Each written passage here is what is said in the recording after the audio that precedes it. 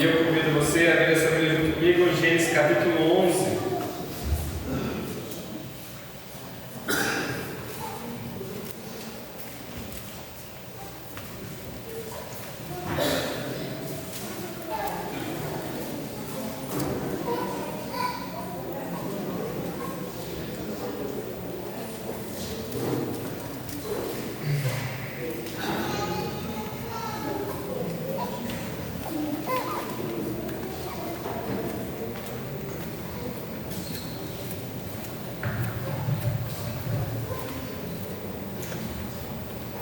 Gênesis 11. Nós vamos olhar o capítulo todo. Na verdade, nós na semana passada estudamos o capítulo 10 e, como eu falei, o ideal seria que nós estudássemos juntos, os dois capítulos, mas obviamente tem tanta informação que não daria tanto tempo assim para a gente estudar, por isso nós vamos ver o capítulo 11 agora juntos. E eu gostaria que você abaixasse a sua cabeça. Nós oramos ao Senhor mais uma vez, pedimos para que Ele nos abençoe, nos ensine neste momento. Ó Pai querido, nós estamos aqui diante da Tua Palavra, reconhecendo, Deus, que nós não somos nem um pouco merecedores de aprender algo do Senhor. Mas o Senhor, sendo um Deus misericordioso e gracioso, decidiu se revelar a nós. E o nosso pedido a Deus é que o Senhor nos ajude a compreender o que este texto nos ensina, para que assim, ó Deus, possamos ser santificados por Tua Palavra e viver para a Sua glória. Oramos assim em nome de Jesus. Amém. Eu coloquei como título dessa mensagem aqui. Normalmente eu nem menciono os títulos, mas eu resolvi mencionar dessa vez. Eu coloco assim só às vezes para ter. E eu decidi colocar aqui um Deus soberano versus 30 de Babel. Hoje a gente num joguinho, uma brincadeira na internet, por conta de várias pessoas têm cara de debates, que aí é um cara que está defendendo uma coisa contra as 30 e tudo mais, que defende outras, Mandei até uma coisa no um dia desses aí, que era tipo, um marido versus 30 personalidades da minha esposa, Várias as coisas nesse sentido têm surgido também. Enfim, você pode pesquisar alguns na internet, um deles bombou essa semana aí, que gerou até muita discussão e tudo mais e tal. Mas uma das coisas que eu quis assim, enfatizar, depois que eu coloquei aqui, é porque realmente a gente vai ver no texto aqui um Deus que de fato é soberano, que criou todas as coisas, Ele é Senhor, Ele é conhecido desde Gênesis capítulo 1 como o Senhor, é Ele quem manda, Ele é o Criador, versus um povo, uma cidade unida contra este Senhor. E a gente já conversou um pouquinho sobre isso quando a gente entrou no capítulo 10, onde Deus ali depois do dilúvio, onde tem a realidade dos descendentes de Noé, que pós-dilúvio a gente já percebeu que não só estavam os 8 integrantes da família de Noé, mas existia um tripulante junto dentro de todos eles, que era a realidade do pecado. A queda havia afetado lá desde Gênesis capítulo 3 todo o ser humano. Por mais que Deus tinha punido toda a humanidade, castigando todos eles por viver uma vida de pecado, Deus encontrou graça, Deus viu aos olhos de Deus, Noé encontrou graça do Senhor, encontrou o favor do Senhor e Deus salvou sua família. Mas ainda assim o pecado permanecia, porque Noé não era a resposta total, completa, da promessa que Deus tinha dado, de que um dia ele acabaria com a descendência da serpente. O descendente da mulher viria e este pisaria sobre a serpente, mas essa seria o calcanhar. E nós precisamos relembrar todas as vezes que a gente sabe de quem que Gênesis 3,15 nos conta essa promessa de Deus, de que é Jesus. É Ele quem vence o pecado, a morte, mesmo tendo tomado o bote da serpente, ferido o calcanhar, sofrido da morte, ainda assim Cristo Jesus venceu. Ele é o descendente do qual Deus soberanamente conduziu todas as coisas. Mas no livro de Gênesis nós também compreendemos a realidade da origem de todas as coisas e como nós chegamos onde nós estamos, não só com relação ao pecado, a maldade deste mundo, mas também com relação à realidade da história da redenção. Onde nós estamos, o que Deus está fazendo na história? Um Deus que está cumprindo aquilo que de fato Ele prometeu desde Gênesis 3, quando o pecado entrou na terra. E a gente viu no capítulo 10 que de fato algo se cumpriu daquilo que Deus havia dito que os descendentes de justificar e deveriam fazer.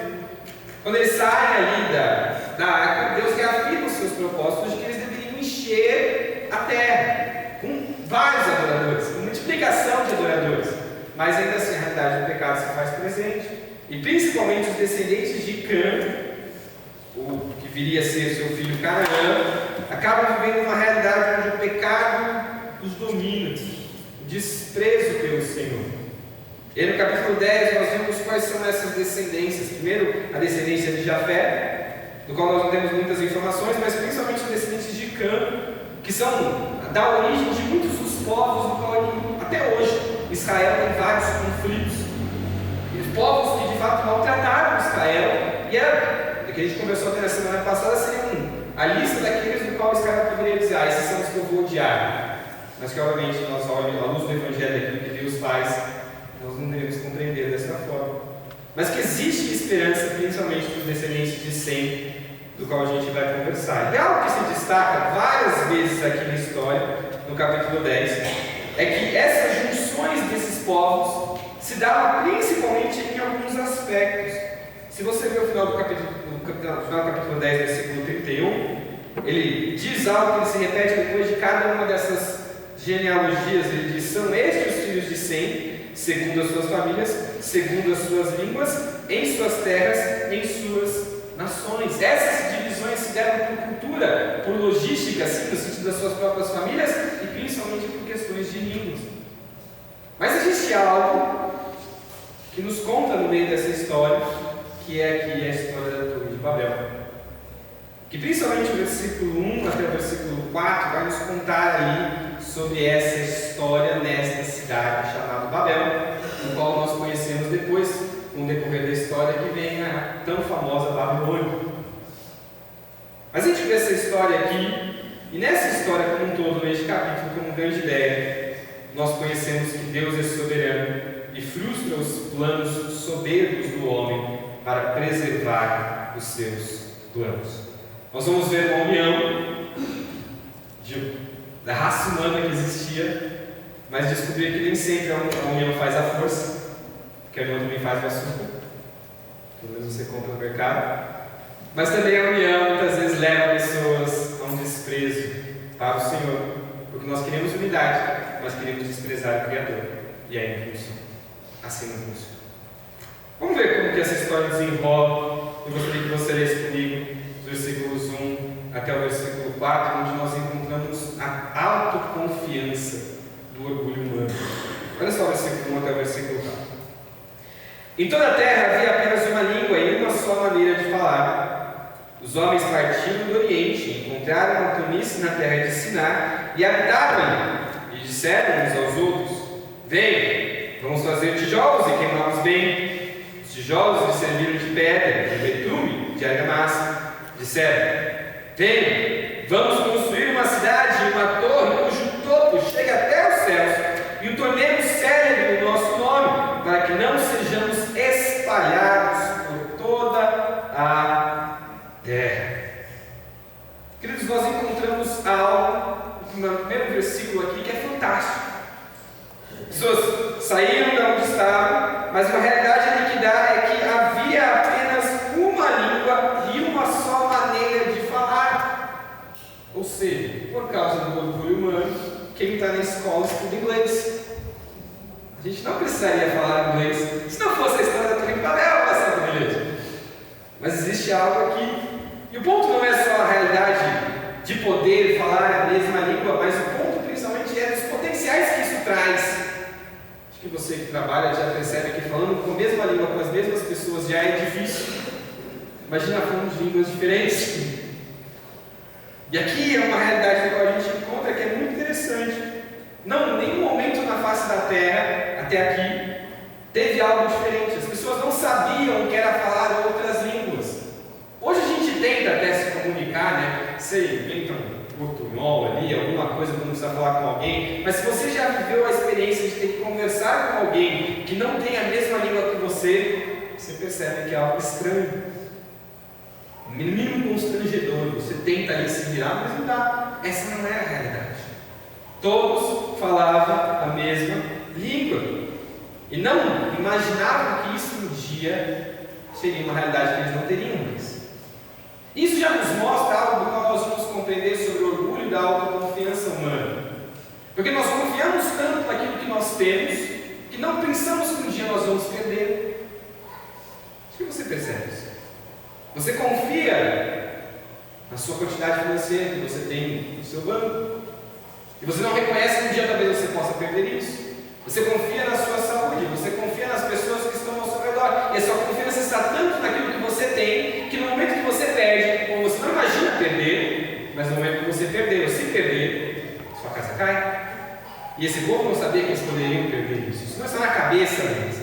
Então eles têm uma realidade aqui que eles estão experimentando e confiando nessa própria realidade aqui, de poder falar da mesma língua. E aí o texto continua, no versículo 2 a gente descobre que estes homens eles partem do Oriente de onde eles estavam e vão à terra de Sinar e ali habitaram.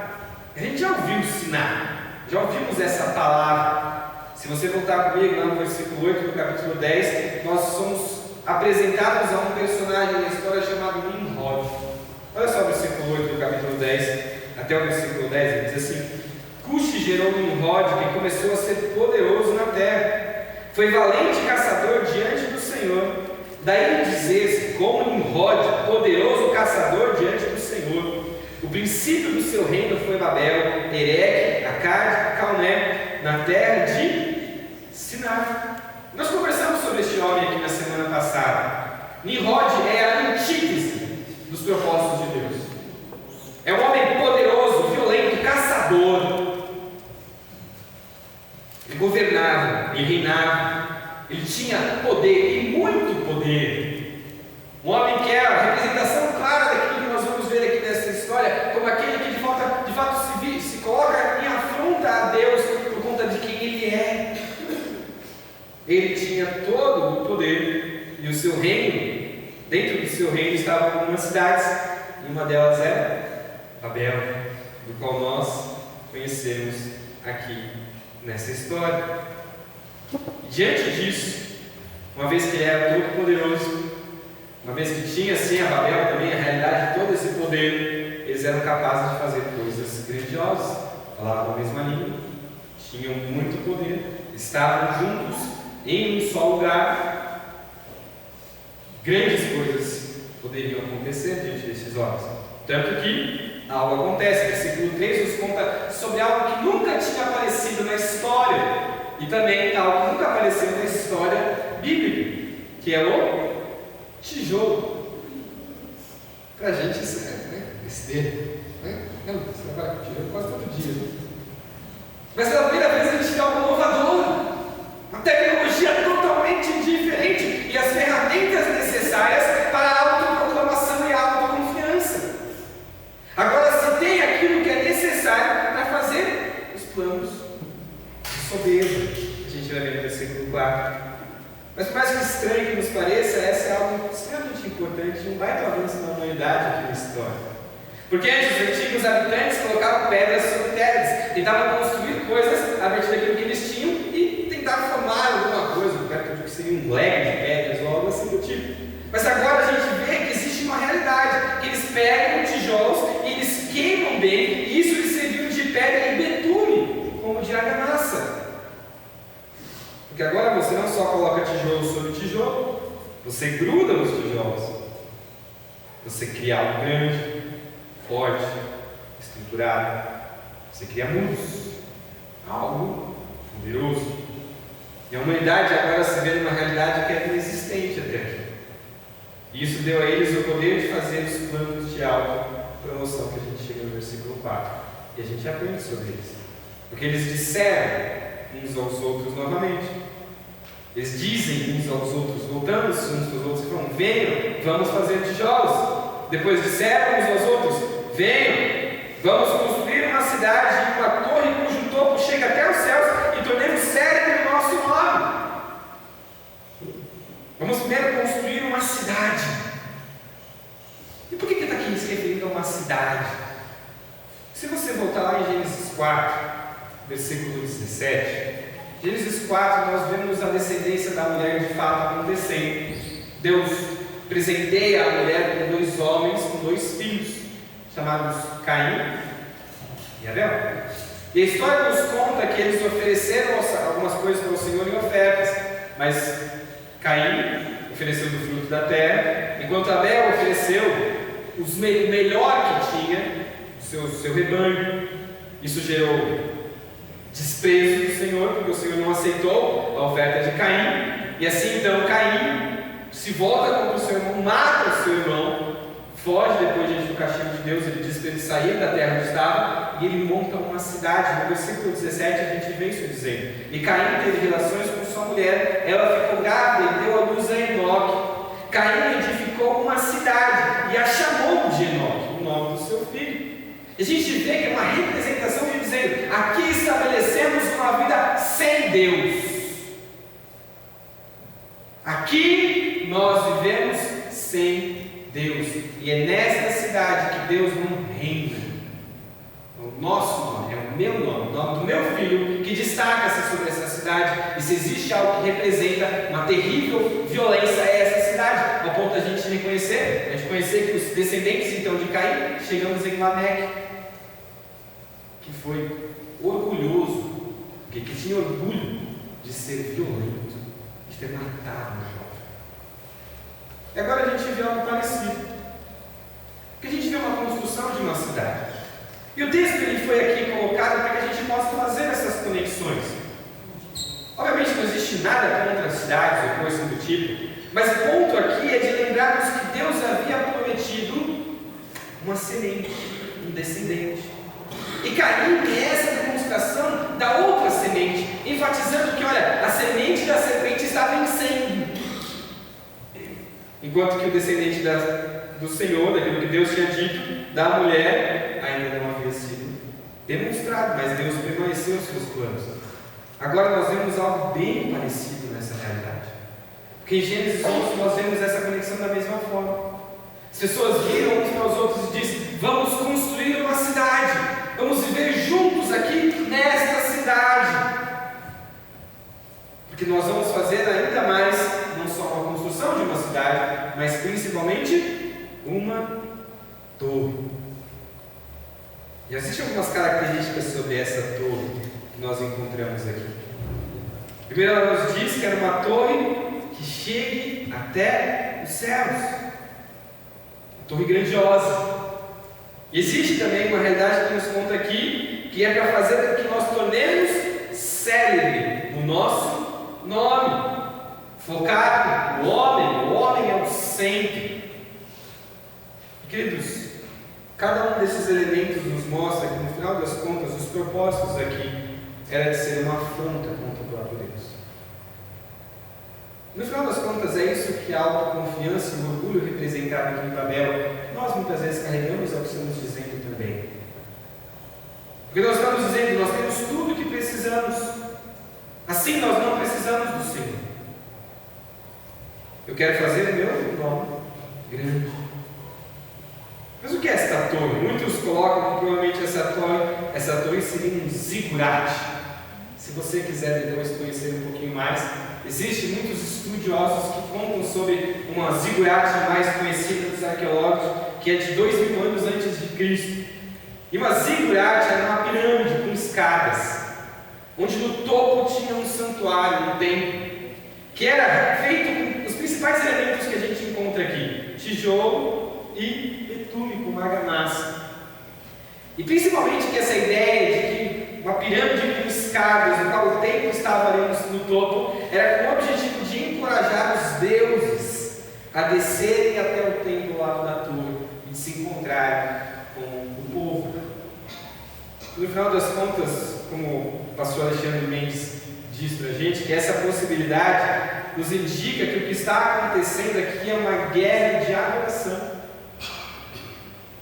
Porque nós não queremos adorar o próprio Deus, nós queremos ser Deus. Aqui é o ponto. Não é o ponto de saber que existe um Deus, ou de saber que existe um Deus Criador, mas é o ponto de querer dizer: eu não quero viver para adorar a este Deus Criador.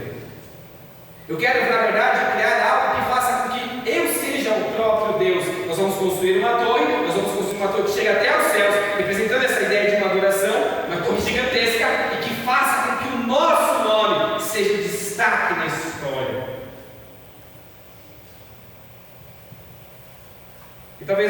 olham essa história aqui e falam, nossa, coitado desses caras, ainda mais que a gente sabe que depois Deus vai frustrar tudo, né? Nossa, como são bestas, né? Orgulho desses homens aqui, né? Como que pode? E isso provavelmente é porque a gente vê como espectador dessa história. Mas a gente faz isso, a gente não nota que na verdade isso mostra muito do que está no nosso próprio coração. Porque o orgulho humano e a autoconfiança e a busca pela glória própria não é algo que começou em Babel. E muito menos com os babilônios, muito menos terminou lá. Porque se a gente vê em Gênesis 3, a tentação da serpente era essa. Olha, nada a ver esse negócio aí que vocês vão morrer. Não vai morrer, não. Muito pelo contrário, a preocupação de Deus é que vocês sejam como Ele. Deus está querendo enganar vocês porque Ele não quer que vocês sejam como Ele. E aí, vendo que aquilo era gostoso para dar aquilo que eles tanto queriam, Adão e Eva comeram do fruto, querendo ser igual a Deus. De fato, se tornaram conhecedores do mal, mas isso não trouxe aquilo que eles gostariam. Se a gente ver um pouco mais à frente na história, Daniel capítulo 4. Daniel, como um todo, ele nos mostra um império gigantesco, o império da Babilônia, do qual tinha o maior imperador da época, chamado Nabucodonosor. E depois de Nabucodonosor, no capítulo 4, ele tinha um sonho diferente, onde ele viu uma árvore que chegava até o céu, onde tinha os seus ramos largos, onde as aves vinham e comiam. Ele vê alguém descendo do céu, cortando a árvore. E Daniel diz para ele: é você essa árvore. E quem permitiu você ser o que você é, o império que você tem foi Deus, mas existirá um momento em que Ele vai cortar, vai deixar só o topo, mas você vai ser preservado. E a história nos conta que isso acontece. Porque depois, no capítulo 4, versículo 30, Nabucodonosor andando ali pelas muralhas, ele vira e diz: não é esta a grande Babilônia que eu construí para a casa real, com o meu grandioso poder e para a glória da minha majestade? Sabe o que aconteceu? No exato momento, Nabucodonosor viu uma besta, um boi, meu grama, foi humilhado. Se a gente volta para o Novo Testamento, nós descobrimos em Atos 12, 22, quando o rei Herodes ali, um homem poderoso naquela época, tinha poder, ele fala para o povo, o que o povo reconhece? Em vez de adorar a Deus, o povo ali diz, e o povo gritava, é a voz de Deus, não de um homem. Porque em vez de adorar o próprio Deus, Atos 1 vai dar, Romanos 1 vai nos contar que nós, em vez de adorarmos o próprio Deus, nós adoramos as coisas criadas, que nós queremos para o nosso próprio nome, e também uns aos outros. Nós desprezamos o próprio Deus. Nós não precisamos só de exemplos bíblicos, existem tantos outros. Alexandre o Grande, ou quem sabe César Augusto, imperador, que quando morreu alguns ainda temiam que Deus estivesse morrido. Queridos, tantos homens na história que buscaram a glória para si, para fazer o seu próprio nome grande. Essa é a realidade do coração humano. Essa é a realidade do seu coração, do meu coração. Nós não queremos adorar a Deus, nós queremos ser nosso próprio Deus. E olhamos e construímos as coisas para o nosso próprio nome, para a exaltação de quem nós somos e para o nosso próprio prazer. E por isso nós não obedecemos ao Senhor, nós não nos submetemos ao Senhor, porque a minha adoração está contra Ele.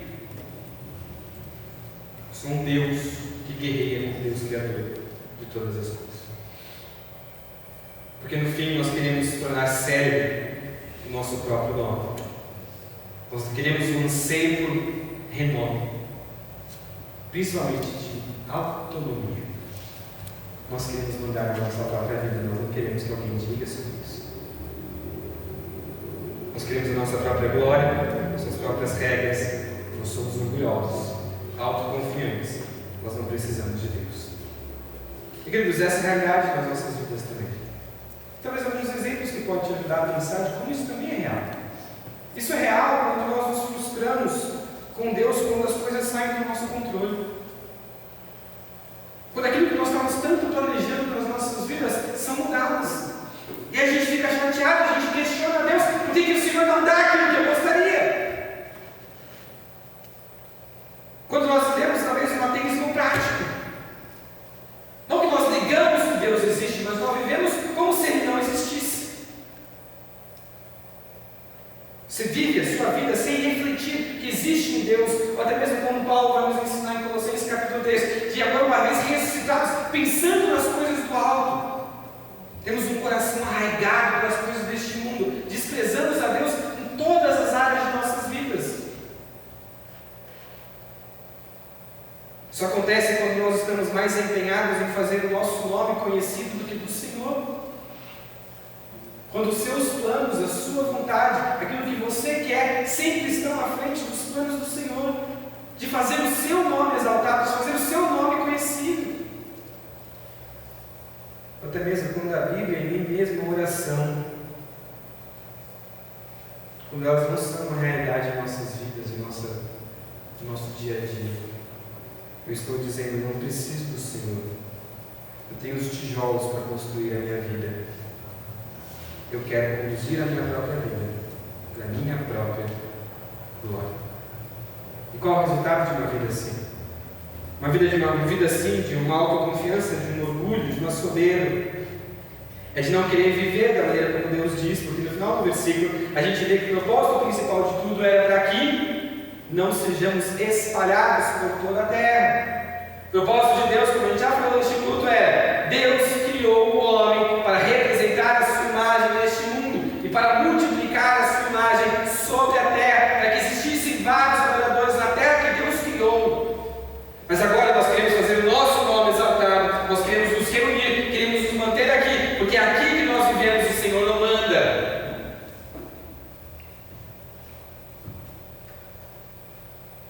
Nós não seremos espalhados na terra, nós vamos negar os propósitos de Deus pelo qual Ele nos criou.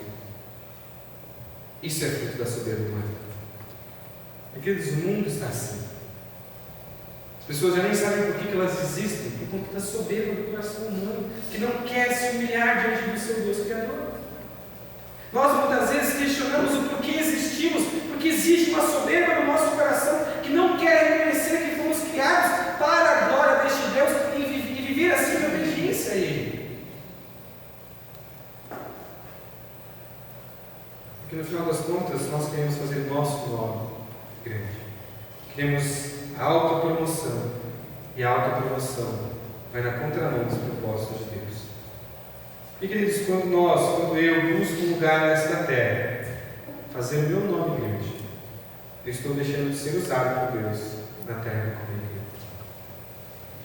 E uma vez que tem a mesma língua, as ferramentas necessárias e a busca para fazer o seu nome próprio grande, os propósitos de Deus agora estão em risco aqui na história. Por isso Deus ele age assim então para continuar os seus planos. Visto que existem riscos de autopromoção, Deus agora vai colocar obstáculos para garantir o cumprimento do seu plano. Citei anteriormente aqui alguns exemplos de algumas pessoas orgulhosas, como Gênesis capítulo 3, que já nos mostra o coração humano, Daniel capítulo 4, Nabucodonosor, ou até mesmo Herodes, quem sabe, Alexandre o Grande, César Augusto, alguns exemplos de pessoas que fizeram seu próprio nome grande, ou desejaram fazer seu nome grande. Mas sabe que algo que existe em comum, além do orgulho, é de que Deus se opôs e elas deixaram de existir. Talvez são conhecidos na história, mais do que talvez muitos de nós seremos, mas não passa disso. Nenhum dos seus grandes feitos continuará. Muito pelo contrário, deixaram de existir. E aqui também não é muito diferente. Porque no versículo 5 a gente aprende que Deus resiste os soberbos. A gente vê isso nos versículos 5 ao 8. Olha comigo na história aqui. Versículo 5. Então o Senhor desceu para ver a cidade e a torre que os filhos dos homens estavam construindo. E o Senhor disse: eis que o povo é um, e todos têm a mesma língua. Isto é apenas o começo. Agora não haverá restrição para tudo o que planejam fazer. Venham, vamos descer e confundir a língua que eles falam, para que um não entenda o que o outro está dizendo. Assim o Senhor os dispersou dali pela superfície da terra, e pararam de edificar a cidade. Por isso a cidade foi chamada de Babel, porque ali o Senhor confundiu a língua de toda a terra, e dali o Senhor os dispersou por toda a superfície da terra. Tiago capítulo 4, versículo 6, ele diz o seguinte: mas ele nos dá cada vez mais graça, por isso diz, Deus resiste aos soberbos, mas dá graça aos humildes. Queridos, se existe uma temática que nós conhecemos desde o início das Escrituras, é isso, de que Deus resiste aos soberbos, mas dá graça aos humildes. O soberano Deus, ele se opõe aos orgulhosos. Ele dá graça àqueles que de fato se humilham diante dele. E aqui a gente vê essa realidade. Primeiro, com uma ironia. Porque se você vê no versículo 5, a gente vê que o Senhor, o que ele faz? Ele desce. Mas não foi uma torre que chegou até o céu. Mas o Senhor, ele precisa descer. Ele precisa se abaixar. Ele precisa chegar aqui em perto para ver o que aquela coisinha ali que aquele povo está fazendo. Porque, queridos, no final das contas, nossos maiores feitos são pequenos diante de Deus. O poder humano, a tecnologia humana, a comunicação fácil que é destacada aqui no texto, tudo que parecia ser inovador e grandioso, mas não são nada diante de Deus. E por isso ele se abaixa para ver o que de fato está acontecendo, para ver essa cidade, para ver esta torre, porque está tão distante da sua grandiosidade. Por mais que a soberba humana queira dizer, nós somos o próprio Deus, que Deus está mostrando, né, meu amigo? Não é. Chega nem perto. A soberba humana é ridícula. Não é nada diante do Senhor da história. E ele vê o que os filhos do homem estavam construindo, e ainda diz no versículo 6 que existe um perigo. Deus enxerga um perigo nesta soberba humana. Ele fala ali que eles são um, tem a mesma língua, tem as capacidades para a sua autopromoção, na sua autoproclamação, que seja um começo, mas que poderia ter algo pior. Diante de tudo que eles planejam fazer, existe um perigo. Isso é só o começo. Uma vez que seus planos se realizam, as consequências seriam muito piores. E por isso a gente vê que Deus frustra os planos aqui. Você já pensou como seria, ou o que aconteceria com você, se Deus tivesse dito sim a tudo aquilo que você já pediu para Ele? Já pensou nisso? Às vezes eu me pego pensando nisso. Eu não sei nem se eu estaria vivo se Deus tivesse dito sim a todas as coisas que eu pensei fazer na vida, ou que eu desejei. Eu não sei nem se eu estaria na igreja se todas as coisas que eu um dia planejei fazer, Deus tivesse dito sim. E o ponto aqui é interessante, porque isso não é muito diferente com relação à nossa vida. Porque Deus enxerga perigos que não vemos. Principalmente perigos da nossa própria soberba, do nosso próprio orgulho. E quando nós pensamos nessa realidade, que Deus enxerga os perigos, talvez na sua cabeça está naquela realidade muito dos catastróficos, né? Por exemplo, ela trazei para sair de casa 10 minutos. E aí eu chego ali na estrada, né, do trabalho, coisa assim do tipo, e tem um acidente que aconteceu 10 minutos antes. Né? Livramento de Deus, né? Se eu tivesse saído 10 minutos, talvez seria um acidente que eu teria sofrido. Sim, Deus ele também nos protege dessa forma. Mas talvez Deus poderia ter dado um acidente 10 minutos depois também. Isso também poderia ter acontecido. E o ponto não é que Deus enxerga os perigos com relação a situações terrenas, com relação àquilo que a gente vê de catástrofes, ou acidentes, ou coisas assim do tipo. Porque sim, Deus enxerga e protege sim dessas formas, mas principalmente os perigos do qual Deus quer trabalhar em nossas vidas é o quê? coração. O ponto aqui não é necessariamente aquilo que eles construiriam, mas aquilo que poderia fazer com que os planos de Deus de redenção não acontecessem. Por isso que Deus frustra, para permanecer os seus planos. E queridos, isso não é muito diferente das nossas vidas, quando nós compreendemos que também existe um Deus que frustra os planos da história como um todo, mas que frustra os meus planos. Porque existe um Deus gracioso e amoroso que sim, é capaz de me proteger dos perigos deste mundo. Mas se nós enxergarmos Deus apenas dessa forma, nós estamos chegando a Deus como um amuleto. Como um Deus que quer me proteger das coisas más deste mundo. Claro que quer.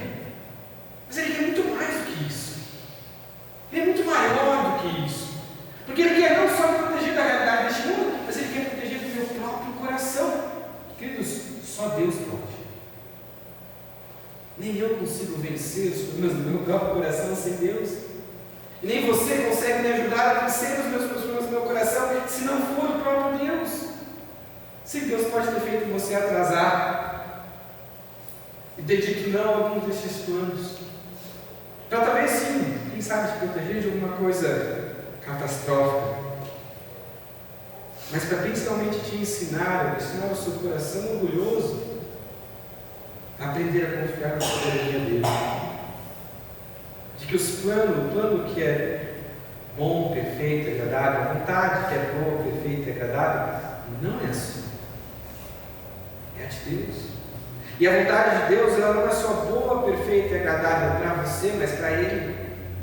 A vontade de Deus não é para que você desfrute daquilo que você quer, mas daquilo que Ele quer. E isso é bom, perfeito e agradável. Até mesmo quando Ele diz não para os nossos planos. Queridos, existe graça e misericórdia de Deus quando Ele nos diz não. Quando Ele frustra os nossos planos. Isso é graça e misericórdia de Deus. Porque Deus havia dito não destruir mais este mundo. O dilúvio já veio. Deus não vai fazer mais isso. Como que Deus vai continuar preservando os seus planos? Frustrando, mudando a história, causando algo do qual eles nunca esperavam que iam acontecer. Nós podemos lidar de formas diferentes também diante da soberania de Deus. Porque diante dos planos da vontade de Deus soberana que nos frustra, talvez a reação que você tenha de birra. O pastor Alexandre Mendes Neusach também disse: enquanto fazemos birra porque os nossos planos não se concretizam, Deus permanece firme em seus planos de nos abençoar. E aqui não é diferente. Porque Deus promete os seus planos, apesar aqui deste povo que quer viver uma vida para a sua própria glória, Deus acaba para que principalmente a história da redenção continuasse. E anos depois, Cristo Jesus fosse revelado e nós fôssemos alcançados por este Deus soberano que frustra os nossos planos. Nós podemos questionar, fazer birras, ou até quem sabe criar teorias de conspirações divinas do porquê Deus está fazendo as coisas. Quando na verdade o que Deus quer nos ensinar é abrir mão do nosso coração orgulhoso e confiar em sua soberania e fidelidade. E Deus faz isso aqui nessa história. Ele frustra o plano destes homens. E da forma como Ele faz é de confusão e dispersão. Deus confunde as línguas. E agora, uma realidade na qual eles não são capazes de se comunicar, de voltar-se uns para os outros. Existe algo muito interessante aqui na história, que existe uma certa ironia novamente. Se você ver nos versículos, no versículo 3 e no versículo 4, o texto vai dizer: venham, vamos fazer. De novo, no versículo 4, venham, vamos construir. E agora no versículo 7, Deus diz: venham, vamos descer e confundir. Existe um conflito aqui de contraste entre a ação humana e a ação de Deus. A ação humana que se acha extremamente capaz de fazer coisas grandiosas, e a ação soberana de Deus que vem e muda tudo. Ele vem, confunde as línguas e assim dispersa e cumpre o seu plano soberano. Apesar de todo o esforço humano desprezando a Deus, Deus permanece sendo soberano cumprindo aquilo que prometeu. Às vezes até mesmo usando o orgulho humano para cumprir dos seus propósitos. Mesmo que o homem se esforce por ficar unido de fazer o seu próprio nome exaltar, Deus ele vem e muda as línguas. E assim cumpre aquilo que Deus disse para fazer. Porque no final, ali no versículo 4, a gente vê, no versículo 8, desculpa, assim o Senhor os dispersou dali pela superfície da terra e pararam de edificar a cidade. Como se Deus tivesse dito assim: vocês não vão fazer? Vocês vão ficar na mesma cidade? Mas eu disse, né, que é para vocês se espalharem, né? Ah, vocês querem construir uma coisa bem nesse negocinho aí? Vocês vão construir? Tá. Vocês falam a mesma língua, vão mudar. No final das contas, mais que vocês acham, vocês vão se espalhar mesmo assim. Eu que vou fazer isso com vocês. É Deus que me age na história. Ele que é soberano. E queridos, diante disso, nós podemos ter algumas reações, talvez duas, uma negativa e uma positiva. A reação negativa é de dizer: este Deus é mau. Como pode um Deus desse jeito, que manda e desmanda, sem dar liberdade? Deus dá liberdade. Como é que a liberdade faz com que a gente vive enrascadas na nossa própria vida? Nós desprezamos o Deus por conta da nossa própria liberdade e nós sofremos as consequências disso. A gente vê até aqui, um irmão matou o outro. Depois a gente vê uma realidade ali de toda uma humanidade desprezando aquilo que era bom. Não existia uma pessoa boa na face da terra. Deus traz o dilúvio, ao ponto daí então um pai zombar, ter prazer em ver a nudez do seu próprio um filho, tendo prazer em ver a nudez do seu próprio filho. Essa é a liberdade do coração pecador humano. É isso que acontece se nós formos deixados para viver nossos próprios propósitos. Mas Deus frustra, não porque Ele é mau,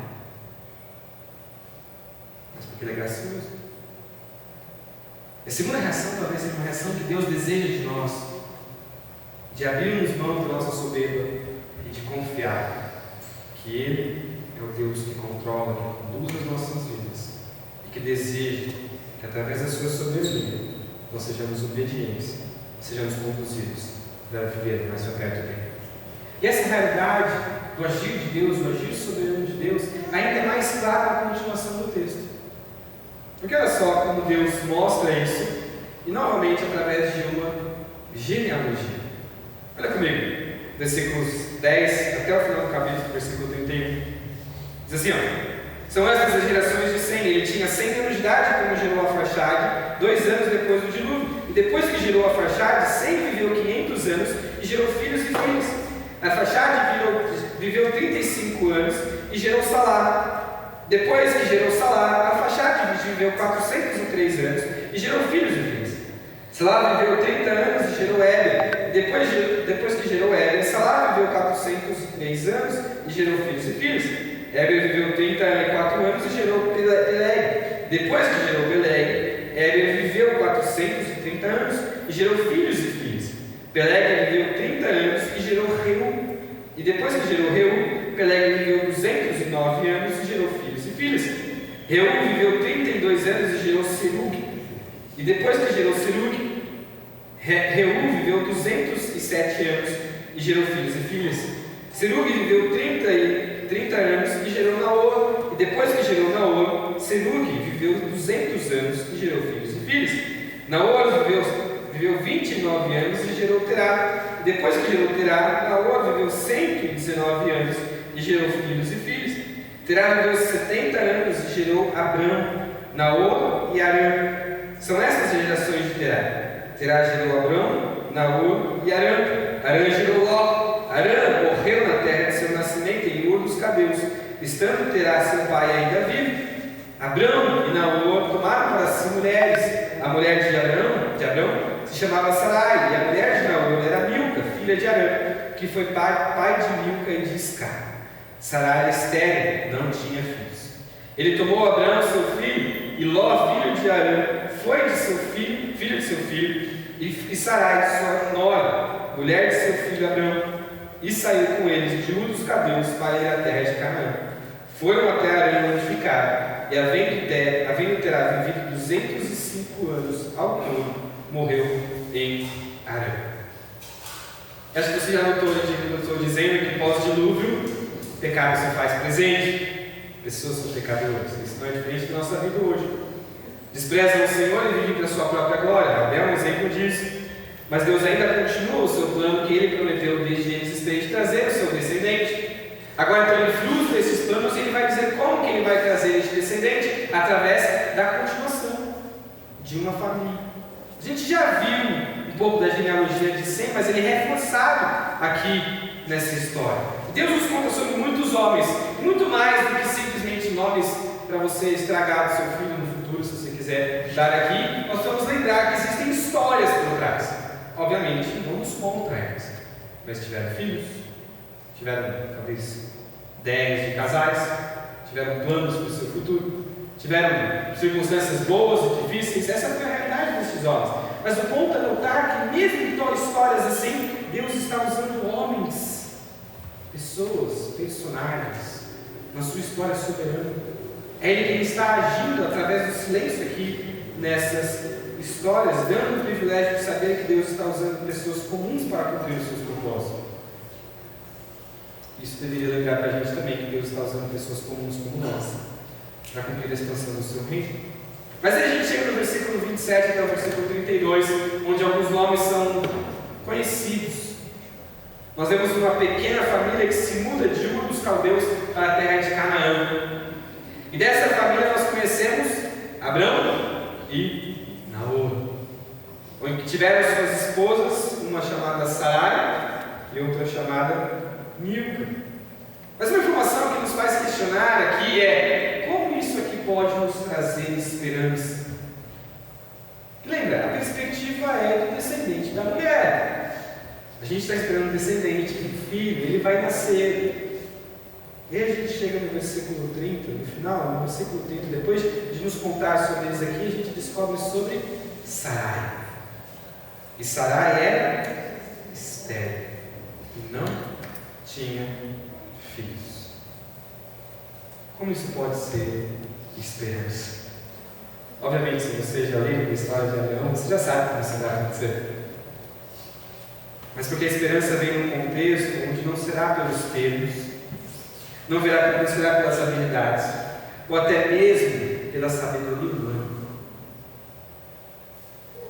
Virá pela soberana providência do Senhor. Agora, você percebe o contraste?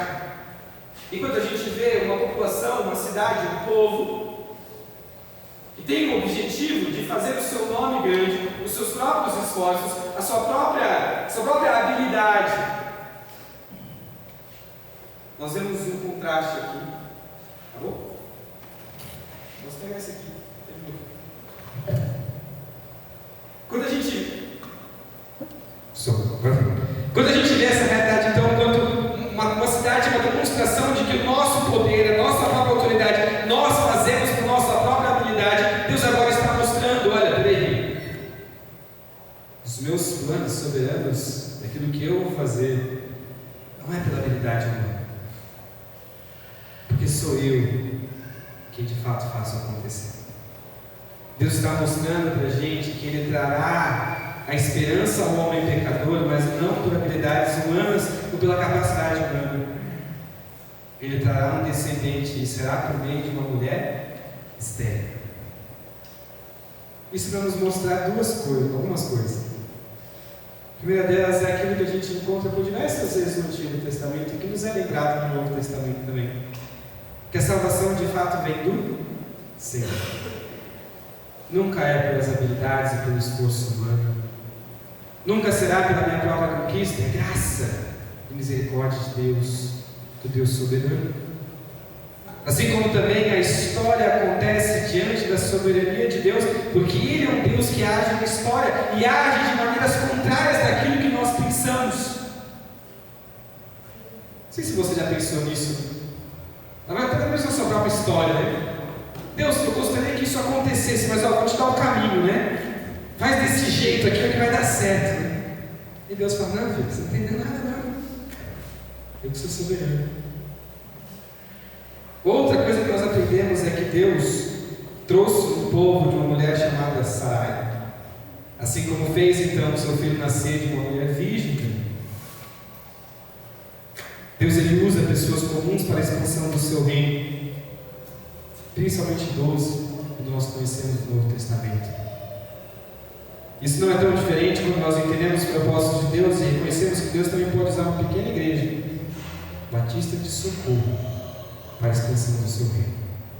Deus que faz, diante da sua soberania e diante da sua capacidade, o que cabe a nós diante de tudo isso? Queridos, despirmos de nossa própria autoconfiança, despirmos da autopromoção, despirmos da soberba, de entender que Deus se opõe aos soberbos, mas dá graça aos humildes, de confiarmos no soberano agir de Deus na história mundial. Queridos, quando talvez notícias aparecem e talvez traz algum certo desconforto ao nosso coração, porque poderosos estão vencendo guerras e coisas assim do tipo, nós temos que lembrar que eles não passam de nada diante da soberania deste Deus. Assim como também não só na história mundial, mas também na história individual. Deus é o Senhor de todos, mas também é o meu Senhor. Ele muda a minha vida, a minha história. E confiando de que Ele há de cumprir os propósitos do qual Ele prometeu, de edificar a sua igreja, de transformar as nossas vidas e glorificar o seu próprio nome. Principalmente quando nossos planos são frustrados. Porque este Deus que dispersou essas línguas, que espalhou os povos, é o mesmo que um dia juntará todos e cumprirá aquilo que Paulo nos diz em Filipenses, quando conhecemos sobre a humilhação de Cristo Jesus, em que Filipenses capítulo 2, versículos 9 a 11 diz assim: por isso também Deus o exaltou sobremaneira e lhe deu o nome que está acima de todo nome, para que o nome de Jesus se dobre todo o joelho, nos céus, na terra e debaixo da terra, e toda língua confesse que Jesus Cristo é o Senhor, para a glória de Deus Pai. Este Deus soberano frustra os planos soberbos do homem para preservar os seus planos de redenção. Não é muito diferente daquilo que Ele faz com as nossas vidas. E o que Ele deseja de nós é que diante da sua soberania nós descansemos, nós confiemos e vivamos não para a nossa exaltação, mas para a glória daquele que nos criou. Vamos cantar em resposta a este Deus que merece toda adoração.